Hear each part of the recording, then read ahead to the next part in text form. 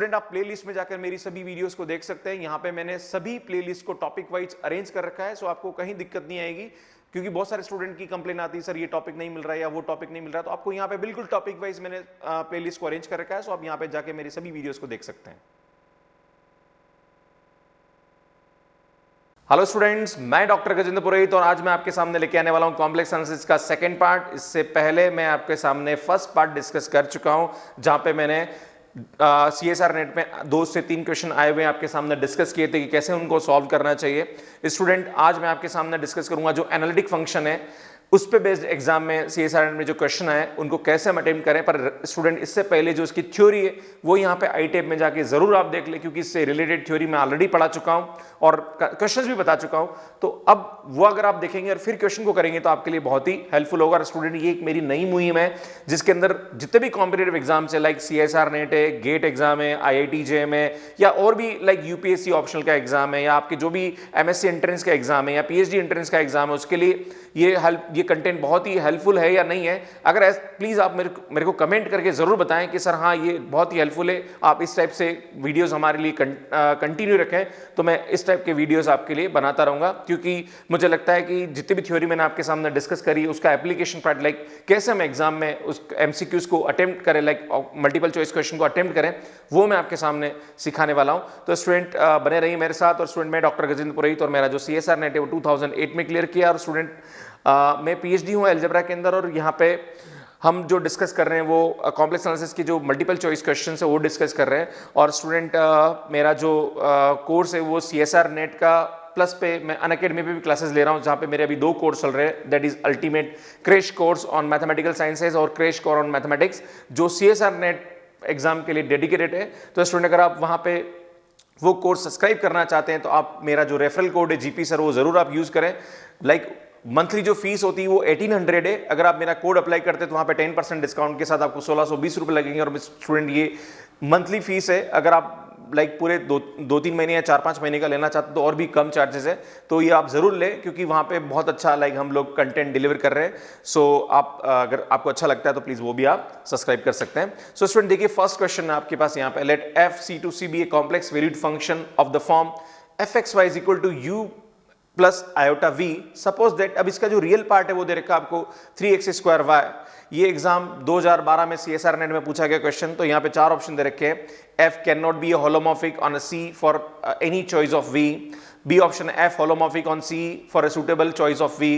F is holomorphic on C for all choices of V and U is not differentiable। तो student यहाँ पे हम क्या करेंगे इस टाइप के क्वेश्चन के अंदर, लाइक अगर आपको ये क्वेश्चन करना है तो इसके लिए सबसे पहले तो आपको यहाँ पे चेक करना पड़ेगा कि कोई भी फंक्शन होलोमॉर्फिक है। तो उसके लिए यहाँ पे एक हार्मोनिक फंक्शन का कंसेप्ट होता है, दैट इज मैं आपको लिख के बता दूं। वैसे यहाँ पे ए ऑप्शन राइट है, तो स्टूडेंट यहाँ पे देखिए कंडीशन होती है हमारे पास, क्या होती है condition, del two u by del, चलो मैं बता ही देता हूं आपको, del two u by del x square plus del two v by del y square की वैल्यू यहाँ पे क्या होनी चाहिए, 0 होनी चाहिए। पर स्टूडेंट इस वाले केस में 0 नहीं हो रही है। आप देखेंगे del two u by del x square del two v by del y, del two u by del y square निकालेंगे तो इसकी वैल्यू 6y आ रही, which is not equal to 0। So u is not harmonic. Student मैं आपको बता दूं कि कोची-रीमान इक्वेशन अगर सेटिस्फाई होती है, दैट इज कोची-रीमान इक्वेशन हमारे पास क्या होती है, कोची-रीमान इक्वेशन हमारे पास होती है कि लाइक आप देखते हैं कि जो del u by del x is equal to del v by del y होता है, और del u by del y जो होता है हमारे पास वो कितना होता है, del v by del x के बराबर होता है। तो स्टूडेंट यहाँ पे जो कोची-रीमान इक्वेशन होती है अगर वो सेटिस्फाई होती है तो हमारा फंक्शन क्या होता है, एनालिटिक होता है। पर अगर हमारे पास सिर्फ रियल पार्ट दे रखा है तो उस वाले केस में हमारी जो कोची-रीमान इक्वेशन जो होती है वो लाइक उसको इसका डेरिवेशन के साथ हम इसको इस तरह से कन्वर्ट करते हैं कि del two u by del x square plus del two u by del y square की जो वैल्यू है वो क्या होनी चाहिए, 0 के बराबर। अगर ऐसा होता है तो फंक्शन क्या होता है हमारा, लाइक एनालिटिक हो सकता है। ठीक है ना।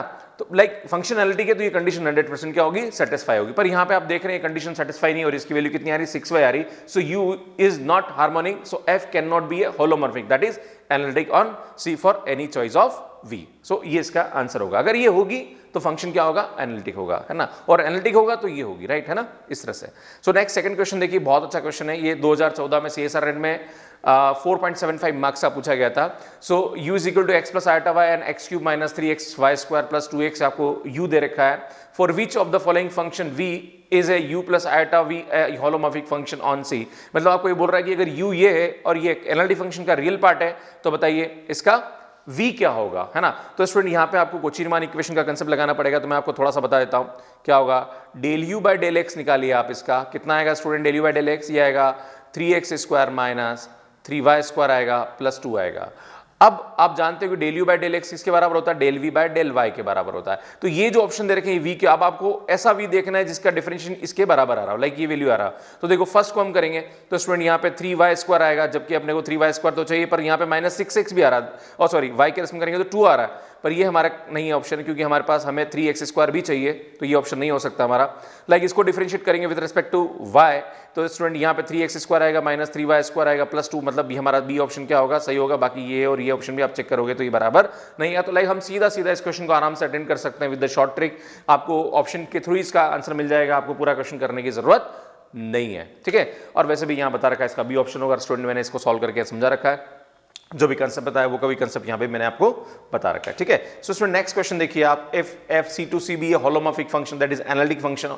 एनालिटिक फंक्शन को होलोमॉर्फिक भी बोलते हैं, रेगुलर भी बोलते हैं, डिफरेंशिएबल भी बोलते हैं, है ना।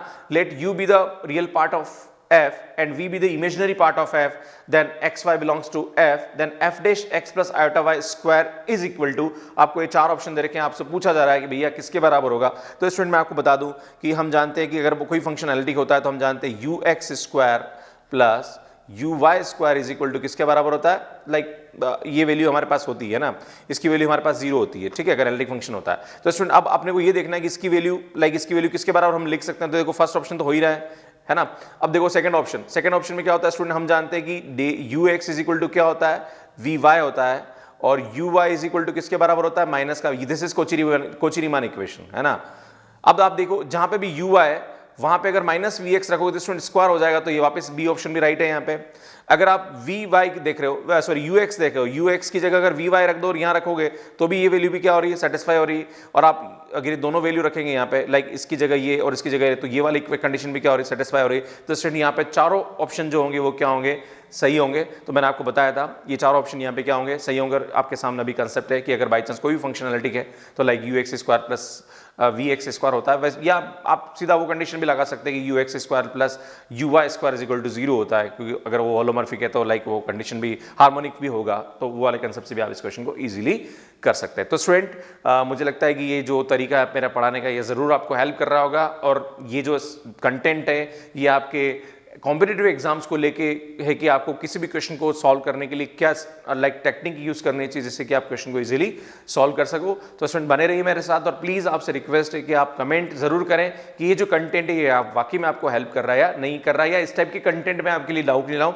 और मैं आपको जो स्टूडेंट गेट के एग्जाम की तैयारी कर रहा है या IIT जेईई की तैयारी कर रहा है, यूपीएससी ऑप्शनल कर रहा है, भैया कोई सी भी एग्जाम की तैयारी कर रहे हो, है ना, ये सभी के लिए हेल्पफुल है। अगर आपके कॉम्प्लेक्स एनालिसिस आपके सिलेबस में है तो लाइक उस क्वेश्चन का लेवल ये भी हो सकता है, ठीक है। So thank you so much for watching my videos, बने रहिए मेरे साथ, थैंक यू।